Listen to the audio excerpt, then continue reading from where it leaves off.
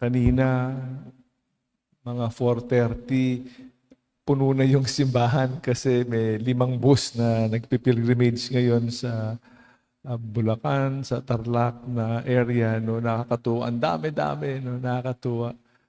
We pray for a safe, meaningful, and blessed pilgrimage of our companions here. No? We thank God for this. On this feast of Saint Bartholomew, the Gospel speaks of Nathaniel, who is also known as Bartholomew. No? Narinig natin na pangalan, hindi Bartolomeo, pero we know that it's one and the same person. It is amazing how wonderful Philip introduced Nathaniel to Jesus. No? Kinakwento niya, kwento. Tayo ba, do we tell and witness to our faith? Kinakwento ba natin sa iba yung ating, sinishare ba natin yung ating pananampalataya? No? We share about many things. No? In the internet, for example, meron tayong cut and paste. But our own experience, our own personal experience with the Lord, which helped introduce Philip to his friend Nathaniel. Sana tayo rin, no? We continue to give witness.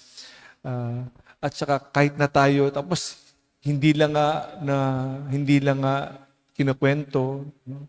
Hindi ganyong kadali magkwento, binara pa. Sabi niya, ano mapapala mo dyan sa mga malit na bayan na yan? Wala namang kwentang bayan yan. No? Napaka insignificant naman ng bayang Nazaret na yan. No? Pero meron mabuti mga galing dyan. No? But sabi niya, di ka, come, see for yourself. If you want, di ba? Come and see, tingnan mo. At nakonbinsi sumama si Nathaniel at doon nga nakita niya, di ba? So nagsimula sa kwento. Sana tayo rin maging katulad ni Felipe na nag-aanyaya ng mga iba-ibang Nathaniel sa ating buhay. No? At si Nathaniel naman, kahit na minsan marami tayong bias nga, di ba? Paghuhusga. Wala naman paano mapapala ko dyan, no? Ordinaryo lang yan, ano?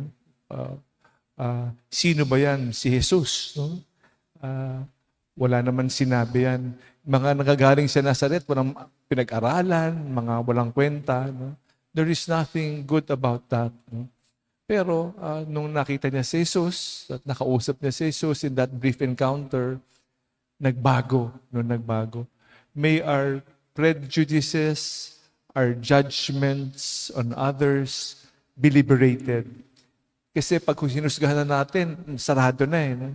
Taga dyan yan. No? Wala yan, di ba?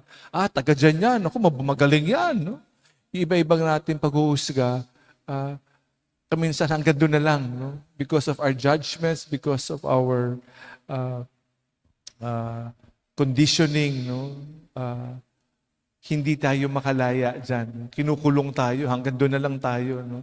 So, hindi naman sana ganyan. No? Sana tayo makalaya para makita natin ang iba't ibang himala nangyayari. Let us not limit our views, our point of views of others. Let us allow the grace of God be open to everything and allow miracles to happen. No? Lots of miracles to happen. Let us not contain the grace of the Lord. No? It is a beautiful reminder for all of us. So we thank our saint today, Bartholomew. It's nice to know kahapon ko nang nakita, no? Kilala niyo ba yung santo na merong hawak na maliit na kutsilyo? O kutsilyo, no? Kutsilyo maliit, di ba? Si San Pedro pala yan. Bakit, no? Kasi, di ba, may naputol na yung tenga, di ba?